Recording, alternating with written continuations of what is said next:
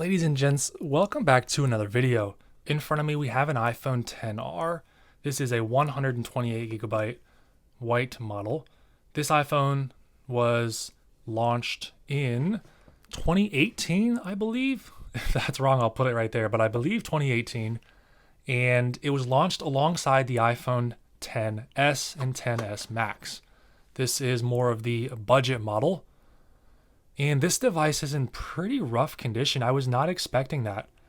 I think I kind of overlooked that on the photos. So I guess maybe we're not going to talk about this specific one. Good news, we do have another one right here. This one is red. I've got it in a very nice olive green spec case. And it's in really good condition. So I think we're going to switch this broken one out of the way. And we're going to talk about that red one because this thing's in really rough shape. I can't believe I bought this. I spent like 160 bucks on that.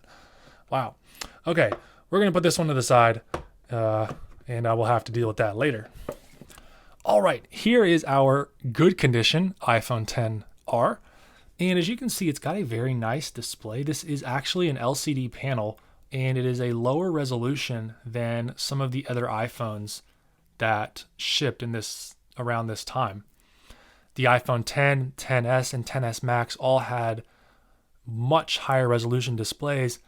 But to be honest with you, this one doesn't look bad. I'm zooming in pretty close here, and it's really hard to see the individual pixels. The brightness is decent. It's not as good as some of the newer iPhones, but the viewing angles are nice. And while it is an LCD panel, I think it's probably one of the best out there. So the iPhone XR. This was more or less like the budget iPhone that Apple launched alongside the XS and XS Max. We hadn't seen something like this since the iPhone 5C launched alongside the iPhone 5S. It does have a single 12 megapixel camera, and it takes pretty good photos, although you miss out on both the telephoto lens that the Pro models have or the wide angle lens that the iPhone 11, 13, 14, iPhone 12, that those have. So you just got that single lens. It can actually do portrait mode photos, which is interesting, but it only works on people, I believe. You cannot do portrait mode of something like an iPhone, I don't think. Maybe you can. I know you couldn't when it launched. Doesn't look like we're able to do that here. It takes really nice photos. It's got a 12 megapixel lens. I think I already mentioned that. And videos look nice as well. You can do 4K at 30 FPS, or you can do 4K at 60 FPS, which is going to use a lot of storage. But if you've got the 128 or 256 gigabytes, that should not be a problem. Heading into settings, we can check out the battery health, which on this device is 82%. I'd say that's probably average for a device this old. Most people that bought one of these ended up using it for quite a while. That's kind of a trend with the lower cost iPhones.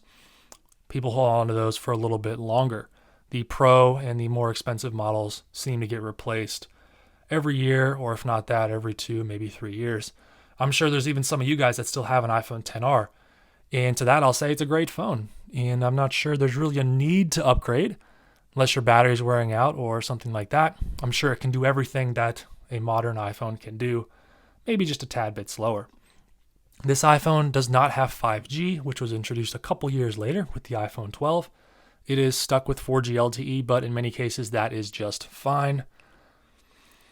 This iPhone also does not have Force Touch, but we do have 3D Touch, or maybe that's reversed. I can't remember which one's which. But overall, this iPhone feels very smooth, and the display looks awesome. I think the speakers are nice. We've got one down here, one up here. We do have Face ID, which is great. We've got our flash. I think the rear, the camera setup looks very nice here on the iPhone XR. It's super simple, and I think the new iPhones, while I wouldn't trade it, I think that the size of the cameras has gotten a little ridiculous. Of course, we've got our lightning port down here, which is not being produced anymore on the new iPhones. And so should you buy one of these? Well, I think if you're looking for a phone under $200, you can certainly find an iPhone XR in really nice condition. I think I paid around $150 for this iPhone, and it's in really nice condition. If we look at the display, there's really no scratches and certainly no cracks. Of course, this iPhone does have iOS 17. It will be interesting to see if it gets iOS 18 in the fall of 2024. I am sure that it's more than capable of running iOS 18 with its, I believe this has an A12, Apple A12 chip with I think it's a 6-core CPU and maybe a quad-core GPU paired with 3 gigabytes of RAM. Very snappy, and the performance on this thing is on par with even the newest iPhones. It's got a lower resolution display that it has to power. So I think this iPhone is very capable at running. So it's certainly good at running iOS 17 and iOS 18. I think it should do just fine. So overall, it's a great phone. Really good budget model here in 2024. If you can pick one of these up for $150 or lower, I think that's a fantastic deal. This spec case actually feels really nice. I think this is a really good case. I've got one of these on my current iPhone that I use daily.